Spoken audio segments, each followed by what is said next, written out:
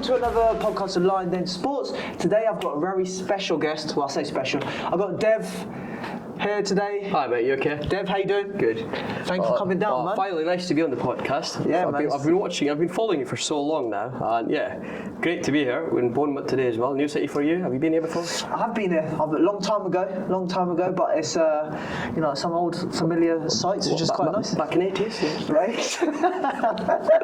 Oh mate, no, I've been Bournemouth quite a lot, but I love it here. You love what? You love the UK or you love Bournemouth? UK. Now you talk about England, you talk about Scotland, because UK, it's not just one thing. But no, Bournemouth, I love the beach. I love the beach in Bournemouth. Wicked, man. People do say that it's apparently like they come around, they put sand, and that's how they make the beach here. Like it's not natural, is it? Have you heard that? I don't know, mate. How's it in Portsmouth? We got a seaside. Little seaside resort, Stones. I need to take you down there sometime, man. We need to go there again. We need to. Yesterday it was passing it down. So yeah, not a lot to say. But mate, what a fight yesterday. Yeah, like what so an many event. fights. Yeah, what an event. That's the right word, event.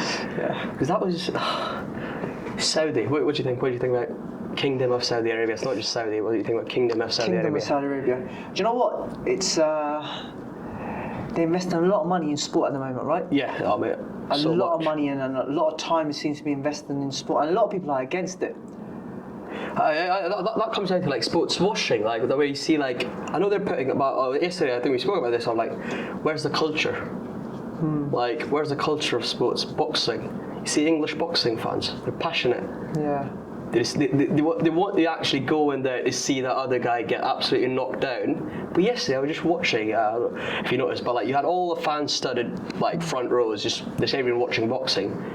But no one was really actually into boxing. Like I just felt that it was a bit empty. Do you know what? I guess as a spectator, you want to hear the passion, you want to feel the passion when it's a big fight, right? Yeah. And sort of the British crowd give you that. Yeah. The American crowds when it's a big fight feel, you get that sort of environment. I guess in Saudi Arabia, sport is still growing. And I guess it's in terms of it's a developed country, but it's still developing in that sort of area where it's where events are coming. But like if you say sport's still growing, but then why are they getting big events if it's still growing? Because it's the money side of things, right? They see sport as a way to. Similar to Dubai, become more touristy and get more people in, and could generate funds that way. So I think sport is a way for them to do that. And do you think they're doing it the right way by putting money in? Do you think they could do something else, like in terms of like getting? Like obviously, you can't buy fans. Like they tried it in Doha for the World Cup. They tried to get. But how good was the World Cup? It was good. I would say it was good because. The atmosphere, the safety side, properly. They finished off with Messi lifting that World Cup. Yeah. In my opinion, but I'm just like, people did enjoy it, but then it all comes down to like all the small stuff, like what are the laws, what are the regulations are they actually friendly for every single human being who wants to go there? I guess it all comes down to human rights issues and stuff. There's a lot to deep dive into. It is a lot to dive down there. Not for today, maybe, but I think in terms of the event, it seemed like a spectacle over there, didn't it? It really did. It seemed like they put a lot of money behind the production. They obviously paid the fighters a lot of money. They brought over some Hall of Fame fighters. What money did they pay? Like, tell me, how much did Tyson Fury get out of yesterday's fight? From what the people are saying, obviously you don't exactly know, but from what the reports are saying, he made £30 million from that fight. £30 million. Ngannou made 6 to 10 million around that. Fair enough. Okay. For a 10-round fight. And we're going to get onto that first fight. Pro debut. Okay. Yeah, that's right. We're going to get onto that. But it's a lot of money, obviously, that they're paying out for that. Obviously, they had Hall of Fame fighters, Oscar De La Hoya, Manny Pacquiao. Mate, they had Mike Tyson in was Francis' there. corner. Yeah, mate. They must pay him a lot of money to do that as well. Oh, that was crazy. They've got loads of money. But I think it's growing. It's growing. Saudi will be a different place. But then it reminds me of like, what about China? China tried to do the same in football. Put loads of money. Got all the best Brazilian footballers going in China. But they're retired footballers, right? No. Like players like, correct me if I'm wrong. Like we had Oscar, Hulk, all these players go down to China to play in this league, and I think like even Japan tried that for a bit as well. Iniesta went to Japan. Lucas Podolski went to Japan. So like everyone's tried this model of like putting money in to get something out, but has it really worked? And again, it's the Middle East. How close is it to war? Countries around it, are they? I don't know. It's a bit of a controversial topic, but fair enough. That's all from me about this. Yeah, I mean, on the boxing aspect of it, in terms of they're investing money in the sport, right? Which is good. Which is good for the sport, because that's what, you know, there's these big monies being thrown around now. And imagine Anthony Joshua versus Deontay Wilder. They're promised 50 million each, for fighting in Saudi Arabia. And then they go to, they can't get that fight now. Now it's been reduced to 12 million each. Do you know what I mean? Like, you're like, what is going on? You want to have the maximum money you can from like, they're putting that money into grassroots level? Like, is there any grassroots level? So I speak. That's one thing. Like, if you're putting so much money, put into grassroots. Get the women, get the men, get the young kids in your country to pick up this sport. That's how you actually grow the sport. But if you're bringing people like Cristiano Ronaldo to the country, that's going to have a knock-on effect on the youth, right? I know, but like, what is the youth there? Like, these countries, like, you get so many immigrants from South Asia, Indians, Bangladeshis, Pakistanis, Sri Lankans working there, building their economy. But like, whose kids are you trying to motivate here? Is it the kids of the immigrants who won't even be there after 10 years because there are laws that don't allow you to stay there once you've done your services? They say thank you, goodbye. Go back. Really? Yeah, that's what happened. Like, so many people talking about that, and I'm like, if that's like, who are you actually gonna be like? Oh, do you think the Prince's kid's gonna pick up boxing tomorrow? Or his excellency, as they say. Yeah, well, they're big fans of it. They're obviously big fans of it. Who knows? They're big fans, but yeah. I don't know. Interesting. We'll wait for that to happen. What was the first fight on the card? First fight? Oh my. Which one? the Russian. Arslan, gee, I can't mind his name.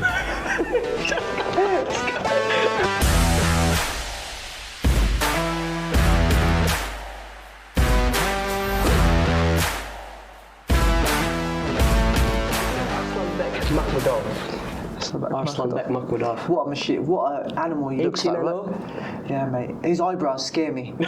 He's got like this, and he looks just like a mean Russian guy, man. Like you don't want to mess with him. He looks like a beast. He's got 17 knockouts. He's at 18 fights, 17 knockouts 17 now. knockouts, and he stopped his opponent in the first round. First round. No, was he third round? No, he was the first. Wow, that's the American that he stopped, right? Yeah. Oh mate, that's. What do you think about that fight? Do you get a chance to? Because we arrived there a little bit late, didn't we? Yeah. We arrived there a little bit late, so we only saw the highlights of it. But yeah, mate, he looks so much bigger. He looks so much more stronger. He looks so much more confident in the way he's intimidating. And he carried that. Yeah. He can come in the ring and you're like, okay, I'm in to fight some Russian here. Exactly. I'm not confident, but fair enough. Like, and that's all. Yeah, it was an interesting sort of fight. It'd be interesting to see where he goes from next. He's obviously 18. So was that fight in Saudi as well? Was it in Riyadh yesterday? Yeah. Wow, didn't get a lot of coverage then. Like, were people there? Because all these stars, they just came in afterwards, didn't they? Yeah, they normally come in towards the main event, don't they? It's not like football where they start right from the beginning. Yeah. And they don't come half time and do you know what, I'm going to watch the game. They sit there for the whole 90 minutes. It's more like cricket then. Like they won't be rocking there for a 50-over game from 8 a.m. in the morning. They'll come up. Man, it makes sense then. Martin Bakole. Yeah, but he forced against Carlos Takam. Yeah. And did he stop him on the third or fourth round? Fourth round. That was again. What do you think about him? Has he got a good future? The Martin Bakole fight versus Carlos Takam. Yeah. That was a good fight, fourth round. So a bit about Martin Bakole is he's probably one of the most avoided fighters in that heavyweight division. He's had one loss, which was a controversial loss, but he did lose. And now he's obviously he's undefeated. He's had some big wins, and he's trying to get that next big fight to step on his career. Carlos Takam gave him that opportunity. Yeah. He's an established fighter. He's obviously fought Chisora. He's fought Anthony Joshua. Okay. He's fought all these big fighters. So, and he done well. He stopped him in the fourth round, I believe, right? Yeah. So, great win. Yeah. Great name on the CV. I'd like to see him fight someone like the Croatian guy. I know you're on about. I can't the name. I can't say the name, but I know you're on about. Yeah, slipped my mind now. But it's, the Croatian guy who recently fought, or potentially the Chinese guy Zhang. Zhilei Zhang, who beat Joe Joyce twice. Wow, no, I didn't know that. Like, Yeah. heavyweight. Heavyweight. That'll be a good fight. You know, just for him to get an opportunity to move forward with his career. That'd be a good opportunity. So to what do you reckon? What's the timeline? Like, obviously, he just fought yesterday. How much time is enough, or how much time is too long to get the next fight? Like, do you reckon there should be? Yeah, it depends. Obviously, in that fight, looking back, he didn't take too much damage. Yeah. So he can come back in 3 months. So damage in terms of like if he's busted his Yeah, and he cuts and he bruises. You know, you're bound to be bruised from a fight. It's a heavy toll on your body. But in terms of the fight, you know, how you recover from that is massive. Tell me more about this heavyweight boxing. This fella who obviously stopped in the 4th round, maybe might have not taken enough like damage to his body. Does he go straight like up? It's different to different athletes, like different to different sports as well. Like, would he like take a break, or like is he like young? He wants to go out there. And, He's 29. Apparently, he's 29. That's young, I think. But he. Yeah, I mean, naturally, if you've had a 3-month hard camp where you're training 2-3 times a day, Jesus. you know, for that. Yeah, those times. As a it's told on the body. Yeah, it's told on I your can body. imagine like making sure your weight's right. Make sure you weight, a lot of weight, but these are heavyweights, so they ain't got weight to weight. They don't have a They can do. So obviously you've got heavyweight and what's super? I don't know. That's super heavyweight. Super. It's like heaviest. Yeah. And you've got cruiserweight. Cruiserweight. We say it's heavyweight, and you've got cruiserweight, which is the next level down. Okay, I got you. Fair enough. So yeah, man, you got that. You got that on there. For him, I'd like to see him fight that next. And we just see what happens for him. I think he can potentially do well in the heavyweight division. It'll be good to see him. It's good to see some new names now. I think like everyone's like Fury, Wilder. You've got AJ still, Usyk, and is there any other? Am I missing? What's happening now? We'll not talk about Andy Ruiz. I don't know what's happening with him. He's lost it a little bit. Lost the bus around. So what we're going to talk about? The British heavyweight title fight. What was the next one? I think it's one more fight.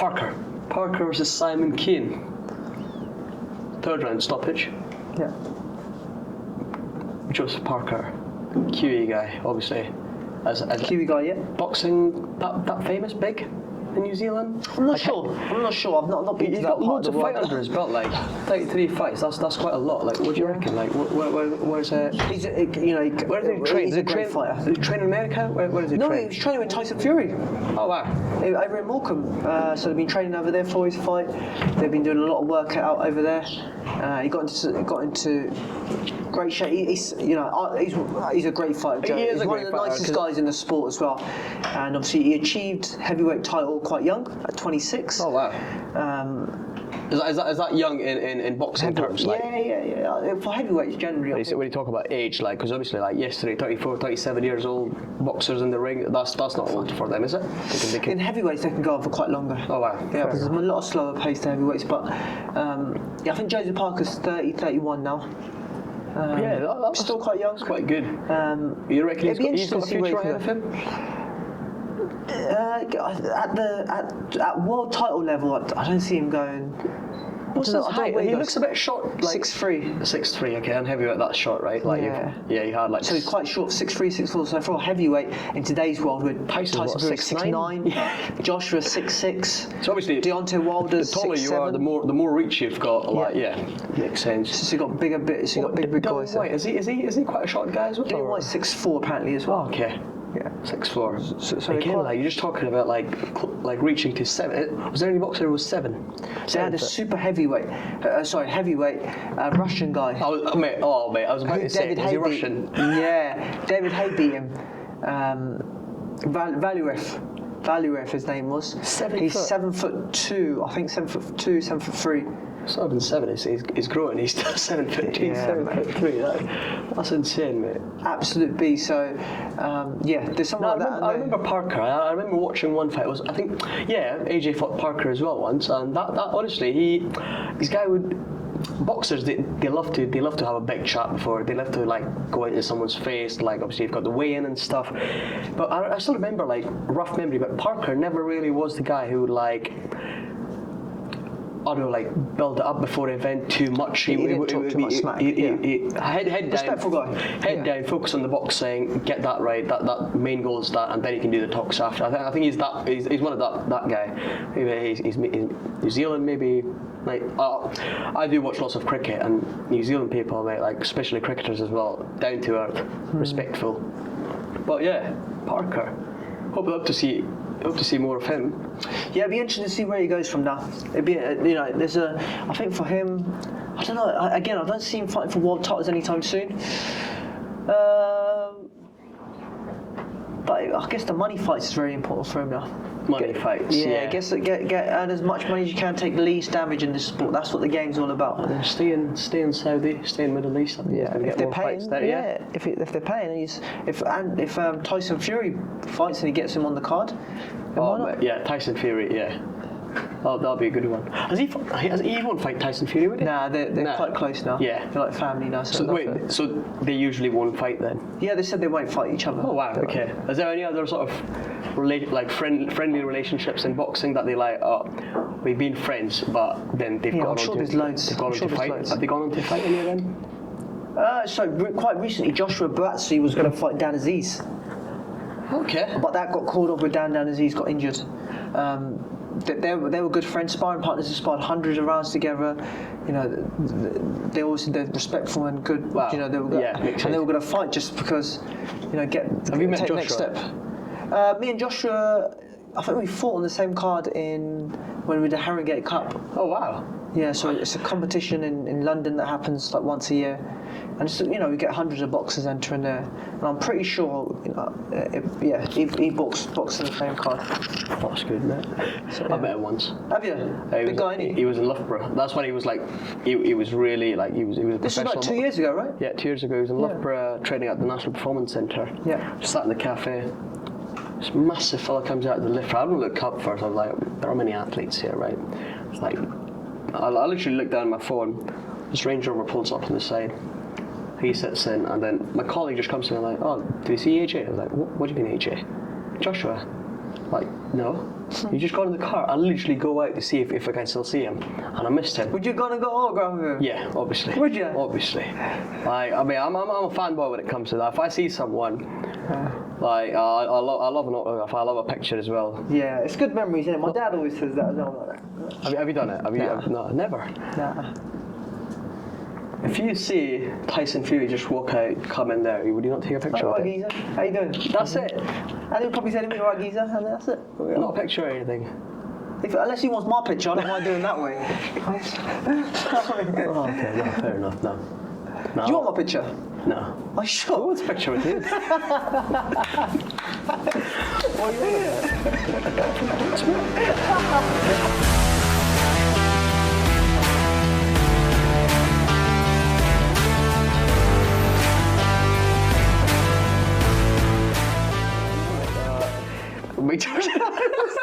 It wasn't, man. Come on. Let us know. Adelaide? Adelaide, yeah. Yeah. And I know the other guy. Oh, mate. I was going to say his name first. Fabio The Wardley. winner, yeah, Wardley. Fabio Wardley. Make the switch. Daniel Wardley. Yeah, Wardley. David Wardley, sorry. Oh, mate. No, what was I saying? You got me confused. The Wardley is David Fabio. Adelaide. Yeah. No, Wardley that was a good fight. We watched that. We put that on. We just managed to get that. We get that on the phone. We're watching that fight. Do you think it would have gone all the way, like 12 rounds? Nah. Fabio Wardley had him under control the whole fight. Fabio Wardley boxed, you know, it was so much more. He was on the front foot controlling Wardley on the outside. So Wardley was obviously rushing. Sometimes he used his elbow, tried to use roughhouse tactics. Referee, fair play to him every time, was on him. Yeah. Was like, can't do this, and that just added to the pressure for Adelaide. He got more frustrated, and you know, eventually he got stopped, which the stoppage was the right decision. Yeah. I think it was. Maybe he stopped a little bit too early. Actually, looking back at it, it could have carried on a little bit because there wasn't much time left in the round as well. But you know, referee stopped it, and what he did afterwards was disappointing. Wait, I completely missed that. So Yeah, well, what happened? As the referee stopped it, he pushed the referee and he punched him, a little punch in the ribs. And that, because of that, he'll get suspension. Obviously, for you'll get that. some sanctions now. Like, Yeah, obviously, you know, you can't really. Obviously, referees shouldn't potentially have stopped it, but you can't put your hands on a referee like that. Yeah. And unfortunately for him, there will potentially be a small time out the ring where. But let's just go back to that British heavyweight title fight. Yep. Where was it? It was in Saudi Arabia. Why? Like, Do you know, that's a good question. So it's the first ever British title fight that's taken outside of the UK. There's some controversy around that because it's a British title, right? Yeah, exactly. That title should be represented in the UK. And perhaps it could have been a main event here. If it was a British heavyweight, it could have been a main event, not a. What do you think? Probably not a main event here. No. No. You would need some big name. Yeah, you'll need like a big fight to do it over here, but over in the UK it can certainly be a main event. That fight can certainly be a main event. Sell out potentially the O2. It's a big fight. More fans as well. Obviously, Yeah, capacity 20,000. wise, 20. You get 20,000 there. Yeah, absolutely. Perhaps I think financially, I think it would have been again like going back to. I didn't see any alcohol or anything inside the arena yesterday. Maybe obviously it's the laws not to consume alcohol. That's when you go there, it's respecting the culture. Yeah, absolutely. But boxing cultures, again, boxing it's got a long history behind it. Like, do you just like take it away from here? I'm now coming back to the fight actually. Like British heavyweight title fight, you just pick this title fight and just go drop in a different country. Like, it is something that's a little bit. I personally don't see a problem with that. I'm just from a global sort of aspect of it is the amount of eyeballs that actually saw the British title fight being competed at heavyweight. Yeah. You know, if we kept that in the UK, that would potentially be just the UK audience that would see that. But now the British title has got a presence around the world. Oh, I get that point of view. Do you know what I mean? Like, where it's the British heavyweight title fight. Yeah. Everyone's like, people have witnessed it now. They know what it's like, what the quality of fight is like. Around it, and the quality of title fight that's going behind it. Like, just I think I spoke to you about this. I was like, does the referee needs to be like obviously a British guy? Was he a British guy? That was a little bit obviously. It's a British title. It should be a British referee. Again, like judges and everyone, are they not usually? I didn't see who the judges were, to be honest. Oh, so just like maybe lots of things like they could work on this in future. Things to work on. Yeah, and there's lots of learnings, I would say. Yeah. And if in the end, mate, the biggest stakeholders of the game, the boxers, if they're happy. If they're getting paid, if they're happy to fight anywhere, who are we to be like, why is it there, why is it here? Yeah. If it's in a country where they're getting paid enough, boxers are happy to fight, let it go ahead, let it go everywhere then. Yeah. So, it'd be interesting where the fighters go from here now. Obviously, you've got Wardley, Fabian Wardley has got that victory, absolutely brilliant victory. He could potentially fight. A fight that was supposed to happen before, I don't know if you remember Fraser Clark, Olympic silver medalist. Which Olympics? The one just recently gone. Tokyo? Yeah, he's already pro now? Yeah, he's pro, yeah. Oh, he's wow. potentially How fighting many for fights British. 12, maybe not even that, maybe 8 fights. Oh, wow. 8 fights, something like that. That's quite quick. Is that the usual transition after Olympics? I mean, for Olympians, they generally move for the cycle a lot quicker because they've got a good background, they've got good backing. They've got technique. They've got this technique, they've got the skill to generally progress a lot quicker. Yeah. Some fighters may not progress that quicker because the amateurs, it's completely different from the pros. Whereas the amateurs are a lot more boom, boom, boom, boom, boom. Pros is more rah, rah. So, throwing a bit more power and rhythm in there. So, professional boxers, are they allowed to take part in Olympics? Well, if you talk, because I knew there was a rule. They are now. They are, wow. Yeah. So they have had some. There's a few professional boxers that competed in the last Olympics. Manny Pacquiao. Yeah. He's appealed to try and represent the Philippines in the Olympics.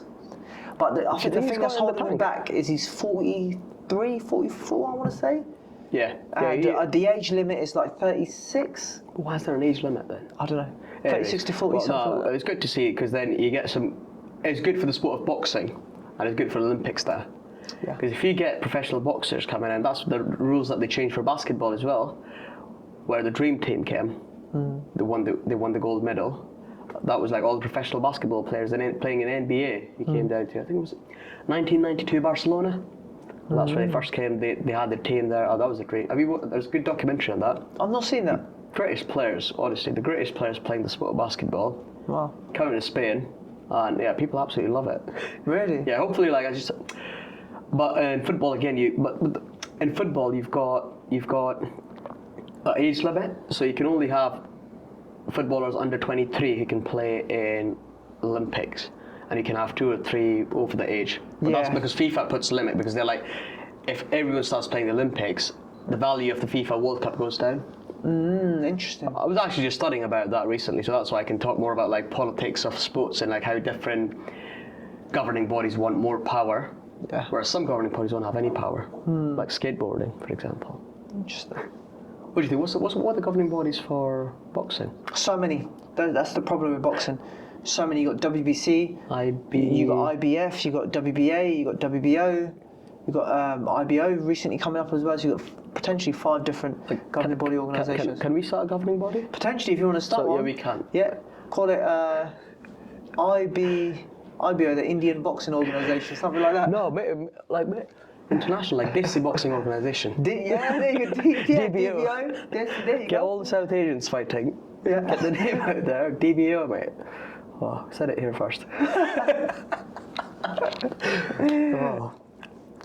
But one event. Are we going to go and talk about? Let's go and talk about the event, my man. Final event. Oh, Final Becky G. Sorry, I don't know why I start with Becky G all the time, but You know, I don't even know who Becky G is. nah. She did the opening ceremony for the Champions League last year as well. Oh wow! So yeah, Did you really? that's why. And you had Lil Baby. Yeah, little baby. Lil Yeah. Baby He didn't look so little in the video. Lil Baby, I remember he did the Budweiser intro video for the World Cup in Qatar. Wow. So I think he's got some sort of deal. That's why he's performing. But he gets banked, but he's getting lots of money for doing that. Fair play to him. But I didn't get it. Like, did you see the stage that they're performing on? Yeah. Was it over the on top of the ring? Yeah. I That know, was like, amazing. And then the ring raised up to the top. Ring came up and the stage went to the back, and that's where That's mad, isn't it? Where have you seen couldn't anything even do like that that in before? Wembley. Like, give me all the space I want, but you can't put that sort of show up. Yeah. Like the ring went back, and that's where they started coming from. One thing I also noticed, I told you that as well. The flags, the Cameroon flag. Yeah. It was a digital flag. It wasn't a real flag. It was actually like LED lights or some sort of lights in it. That once they're moving it or like waving it, that's when the lights actually started coming. So like they started with it was like plain black. Then they started Cameroon flag on one side and more waving that was like he's come on the other side as well. They did say it for Tyson Fury. But He didn't have the British flags on, did he? which is good. Oh man, no. What do you think about this? Just going back to the performances and the people. Let's talk about the people that we saw who were who were there. Okay? Yeah. You name me a few. Let me see. What, Cristiano Ronaldo was there? Georgina. You had the Regina, Georgina, is that his wife, right? Yeah, his wife was there. You had Ronaldo there. Yeah. The original OG, R9, yeah. You had some of the boxers, Oscar De La Hoya, Sugar Ray Leonard. Yeah, that's right. You had Riddick Bowe. Manny Pacquiao. Conor McGregor. Can you fit Conor McGregor? Yeah, is he a boxer? Yeah, well, he's a fighter. He's a presumed fighter. That's just on top of my head. I'll go to some rappers now. Eminem was there. Kanye West. Oh yeah, Kanye West. That's the name. Yeah. I did see him actually. Didn't see him on camera, but he was there apparently. You had Salman Khan, the Indian star. Oh yeah. But he was saying that your favourite actor, wasn't he? You were raving at the guy. I was just surprised. I literally had to go on his Instagram. Like, is he actually there? And he sat, mate. Not even like Eminem or anyone. Salman Khan sat in the first row. Yeah, man. With Ronaldo, like look at the level they're putting Salman Khan. Like Ronaldo, Salman Khan, Georgina sat in between them. Yeah. Man. Not in between them, in between the chairs that they were sitting. Yeah. Yeah. But no, Salman Khan. Who else? I'm missing out on names now. The WWE founder, Vince McMahon, Undertaker. But there are loads of people there. Loads of people. Loads of people there. That just shows that again, going back to the amount of money they've spent, they've given people to be there. Rio Ferdinand was there, yeah. But anyways, the list is endless. We've been here all day talking about that list. But, right, event. Who do you think walking into the ring, who is more confident? That's the thing. So walking into the ring, you can always tell which fighter is more nervous. You can always tell by someone's body impression how they're going to perform by how they enter in the ring. But there's a lot of occasion, a lot of people put eyeballs on you. Yeah, absolutely. That whole ring walk can make or break people, right? And I personally thought both fighters looked very confident going in there. Okay. And even though I thought, okay, both fighters look confident, you know my sort of prediction going into the fight was Tyson Fury is going to stop him within 3 rounds. 3 rounds. 3 rounds. He's going to make. He's going to let it go 1 or 2 rounds, and he's going to stop him in the 3rd round. I said halfway, 6. Oh no, it's not 6. 5 rounds to 6 rounds. Yeah. That'll be it. And we were with someone who thought Francis Ngannou would win yesterday, and we couldn't stop laughing. I couldn't stop laughing at him. I thought, you're crazy. Save your money. Back out now. Check out. Mate, he's like, see his face. Anyways, we'll go to that. We'll come to that. We don't want to go on the results now, but mate. So okay, both were confident walking into the ring. Yeah. Obviously, thinking Francis, MMA fighter, 5 rounds, going into 10 rounds. Obviously, minutes are slightly up and down. Yeah. But he's done it before. I think he's done it before. That's why he wasn't a bit phased. He was confident walking in. He had good people around him, good trainer. He had Mike Tyson walking with him. Yeah. And when I was if you've got people like these around you, obviously you've got a different sort of mindset. You're walking there like you're going to win it. The thing is, Devesh, it's good having these people around you. Yeah. You can have all these people. You can have 1 million people around you. All these, and you can feel as confident as you want. But do you know what happens in boxing? Is when you get in the boxing ring, all those million people, Mike Tyson, King Kong, Bundy, whoever, all have to go out. And it's only you and your opponent person in front in the ring. It doesn't matter who you got at that moment. You have to be ready to turn up. But it's all the things that they've taught you, right? They've told you so many things. Do you not think when you're in, obviously, that's a what do you call it? A sanctum. You're in there, you have to be present. You have to think about all those things that have been taught to you. Do this, do that. If he goes southpaw, do this. If he does this, there's so many things. But I do get it, from a boxer's point of view as well. I do understand. If you're in there, you're there by yourself, and obviously if the target's right in front of you. Yeah. But no, makes sense. But Francis Ngannou, what a guy. Yeah. So about the performance, it's really interesting. I said that going into the fight, Fury would beat him easily, and he tried. In the very first second, he threw a heavy punch, and Ngannou was able to get out of the way of that, and and then slowly you saw Francis Ngannou. First round I gave to Ngannou, second round Fury. Slowly the confidence start rising of Ngannou, and that 3rd round. When he dropped him, and you saw Mate, you were almost on the table. I was you had the biggest shock in your life. When I saw you get up on that, like a block stab. What just happened? Do you know what? It's the biggest, probably one of the biggest shocks I've seen. It's probably bigger than Anthony Joshua, losing to Ruiz. Is it? Yeah, I would say it's a bigger shock than that. Because it wasn't. Because we didn't look at the other guy as a boxer. I just didn't take it seriously. I thought this guy, he hasn't fought. Yeah. We saw Conor McGregor versus Mayweather previously. Yeah. With Conor McGregor, I don't think Conor Mayweather carried him. I think, Conor McGregor did a good job. Get dropped? No, he didn't get dropped. He didn't get dropped. But, he didn't carry him. He went through the whole fight, and I just thought it'd be easy. Tyson Fury's on another level to these fights. He's in his prime. He got cut as well. Remember that? Was it? He got a headbutt. Second round was the cut. Yeah, he had a cut on his head. Yeah. What's going on here? That's going to put the Usyk fight back. Yeah. I still think that's going to he's going to stop him now. Yeah. He's going to stop it. And never in my wildest dreams did I think what happened in the 3rd round. But you know what? That's when the commentators were like, Francis is not stepping in.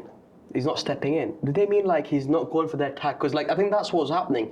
They were waiting for Francis to go on the front foot. I don't know what you call it in boxing, but he's waiting for him to go on front foot so that Tyson can attack. Yeah. But Francis wasn't going into that. Yeah.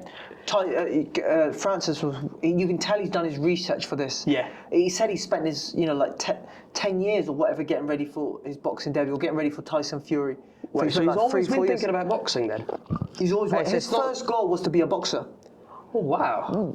The people, the gym that he went to, they said that you need to try MMA because this is the fastest growing sport. You'll be a champion a lot quicker than what you do with boxing. Wow. When that became the UFC champion, now, after seeing that, he should be the lineal heavyweight champion of the world in boxing. Wow. So we saw the fight. For me, Francis Ngannou won because he got the knockdown. Yeah. Because of the knockdown and because, the last round he put, Fury was on the back foot. Yeah. Fury needed to take it to him. Yeah. But he was waiting too much to counter Ngannou, which Ngannou was so smart he wasn't giving him that. Yeah. He's like, I'm not giving it to you. You want it, come get it. Do you think at that point Ngannou was like, I've got it, I've won this fight? I'm not sure. I'm not sure. If he really felt he won the fight, he should have taken it a little bit more. I guess you're right. I guess potentially. He's like, why should I go in? Because Yeah. I know he's a heavyweight, like he's a champion. He's at 33 fights, is that? 34 fights, yeah. That was his 35th fight, yeah. It's like he's at 34 fights. He's got loads of experience. He knows if I go for one, he might counter and I might be down. That's it. And people immediately would say that, oh, Tyson's won it. Yeah. What we also, you said about to hit one, what we also need to give Francis credit for is we saw him take his shots in the fight. He took his shots and, I thought he's going to get one shot and he's going to drop and he's going to be done. Never did I see that happen. But mate, he must have had some very good neck muscle strength in his neck and his legs and he must be very fit to withstand those punches. Yeah, absolutely. And Who do you think's much more, what do you say, quick? Not quick, what's it, like, Tyson, like you're looking at that big heavy guy, like so like light on his foot. 6'9", yeah. But then you've got Francis who felt like was sitting down a bit, like heavy foot, like not moving that quickly. Do you see that or like he didn't have a much fluid movement? Yeah. As Tyson. Yeah. But he's very good on that first step. So he'll close the gap very quickly. Yeah. Which says that he has fast feet, but in a certain sort of way that he has his fast feet. So that was an interesting aspect to see of it as well. No. I asked you this yesterday as well, but do you know they go on like hug the boxers? Francis wasn't having any of that. He was like, no, he was. I'm not saying Was he wasn't. He was grabbing. I wasn't saying Tyson was grabbing. Tyson was grabbing. Yeah. But he couldn't bully Francis like he could do the other fighters. He's an MMA fighter. Like he knows how to get away from if someone's trying to grapple you. He knows how to get away from that. Normally, what Fury does, he grabs you, he takes you towards the rope, and lays his weight all on you to tire his opponent. Right? You can't do that with Francis. No. Francis was so much. He knows how to neglect those sort of tactics. What was also Fury did as well. He used a bit of MMA tactics in there, which I saw a clip of today. As he went to punch, he finished with his elbow on Ngannou's chin. Yeah. Did you see that clip? Yeah, that was like, please don't do that. Like that's. I think did that happen in one of the KSI fights? No, did KSI knock someone out doing that? Yeah, that was way back. Yeah. I was Against just that, like going that way and that just business bam, people. like just. But to be fair, which is legal in MMA. But obviously, that was a bit of a. Yeah, not the right thing to do. Yeah, it wasn't. But it happened, and then at the end, as you said, Fury got the decision. Yeah.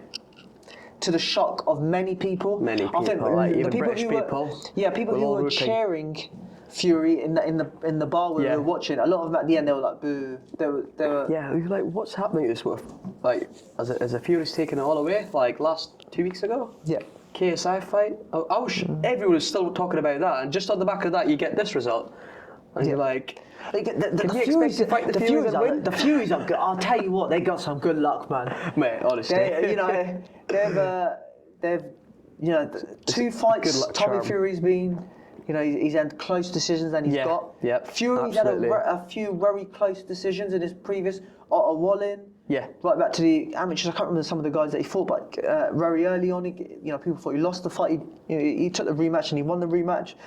But it's these aspects where you think like, wow, just imagine if he lost that fight back then. Yeah. You wouldn't have the same GK that you do now. Mate.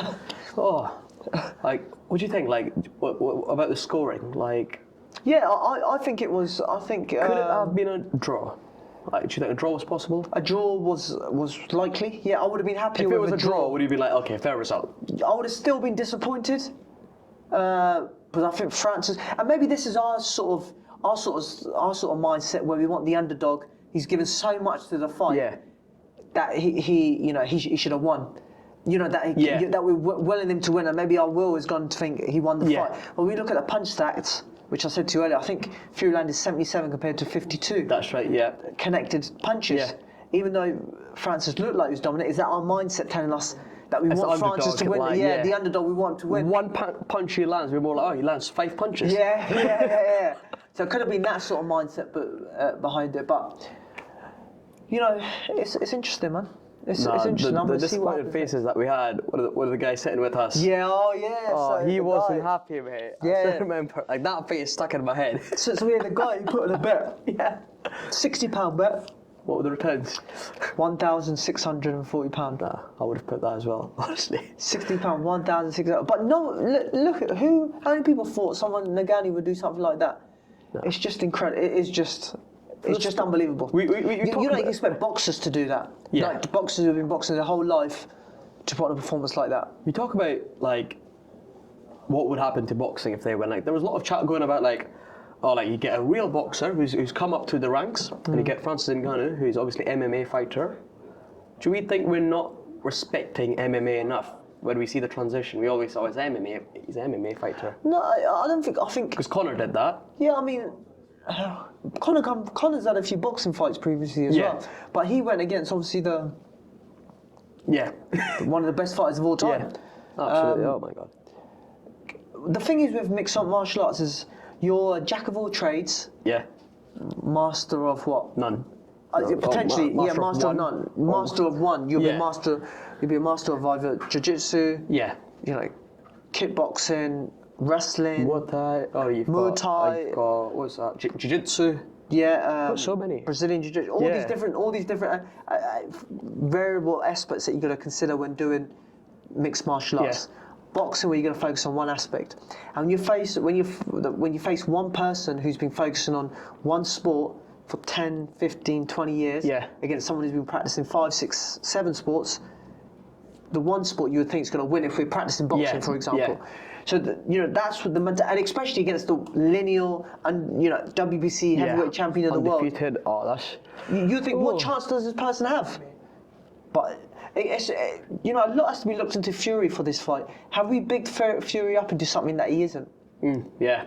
Or potentially we did saw the Otto Wallin fight where he had a bad performance and then he went into the next fight against Deontay Wilder and he stopped him in 6, 7 rounds. Do you know what I mean? Like, is this what we're going to see when they fight Usyk? Yeah. Again, that's something like. Or has he got enough time? Like, there's so many questions to ask. Like, what happens if he doesn't take that fight? Yeah. Someone else going to take it? Like, who knows? Like, there are lots of questions to be asked. But Usyk seemed to be ready at his post-match interview. He came up, he spoke. He's like, "I'm ready for this." Yeah. You had the matchmaker. I forgot his name. Frank Warren, and you had Bob Arum. Yeah, Frank Warren? Frank Warren, yeah. Frank Warren was telling like how he's got a slight cut. He's like obviously coming from a diplomatic perspective, like we don't know yet, but I don't know what's going to happen. Do you reckon he will take the fight in December? Not sure. I'm not sure. I think what we've seen is potentially Fury see holes in his game. Either has he lost a step? Has he? I don't think he underprepared. He said he took a 12-week camp for this fight. Yeah. Did he overtrain? Sometimes that could be into it. It's very tough to see whether this fight happens next. They said they need to go away, think about it, which always has dangerous signs because normally before the pre-fight they were talking this fight's going to happen. Yeah. This fight's going to happen. Now they're rethinking it. They're rethinking it. We'll see what's actually going to happen. It'd be interesting to see if the fight happens. It'd be interesting if Anthony Joshua comes back into the picture. Yeah. I'd love to see him. Yeah. Would he fight Francis Ngannou? Would he fight Fury? I can't see him fighting Usyk again, but would he fight Fury? Would he fight Ngannou? I was going to say actually, what's in for Francis from here on? That's a good question. Where does Francis go for here? I guess the rematch is probably what he would want next. Yeah. On more favourable terms again. That'd be. Which would be good. He could face Anthony Joshua. That again would be a sellout. That'd be a good fight. He could fight Deontay Wilder. Deontay Wilder's looking for a fight. Is he? If Deontay Wilder versus Anthony Joshua doesn't happen, you got Francis Ngannou just coming to the. But immediately this guy's up there. Francis, like. Mate, Without like that was his first fight that was his yesterday. first fight, and he showed that he's done better than some other fighters that have done. That's just unfair, I think. Like, No, it's not. exactly thinking about like. But you took the KSA fighters. These guys. Okay, but these guys are making millions. Yeah. And they're probably like white collar fighters, like similar to what we saw yesterday. They're that sort of maybe a little bit above level than that. Yeah. But what's it? Francis Ngannou has become he's the lineal champion in UFC or MMA. He's proved against the lineal champion in the heavyweight division that he can do it. Say that. What about all these boxers who've actually trained and waiting for this time? Like maybe 35, 37 now. Like what was that? But do you know what it is? Is that boxing? Boxing's a business. Yeah. All you care about what brings in the most money. Price fighting. Yeah. If you wanted some of the best fights, you were paid for Tyson Fury versus I don't know Bakoli maybe. Yeah. You would have paid for Tyson Fury against that Russian guy. Oh yeah. Makhmudov. You Can't happen. Who knows? Yeah, maybe Tyson Fury's at the end of his career, and then you get Makhmudov coming in. Yeah. It can certainly happen, but I'm not sure where to go from here. There's so many different options. It's again opened up the heavyweight division to more opportunities. Absolutely, yeah. And it'd be interesting to see what happens with the division. Man. Looking forward to that. Yeah. Fury would be an interesting one. It'd be cool. It'd be good to see. Is that it? That's it, bro. That's it then. Guys, thank you very much for listening. Check out the next one. Hopefully we'll get Dev on again. Probably not. We'll get Dev on again. Thank you for listening, guys. Cheers.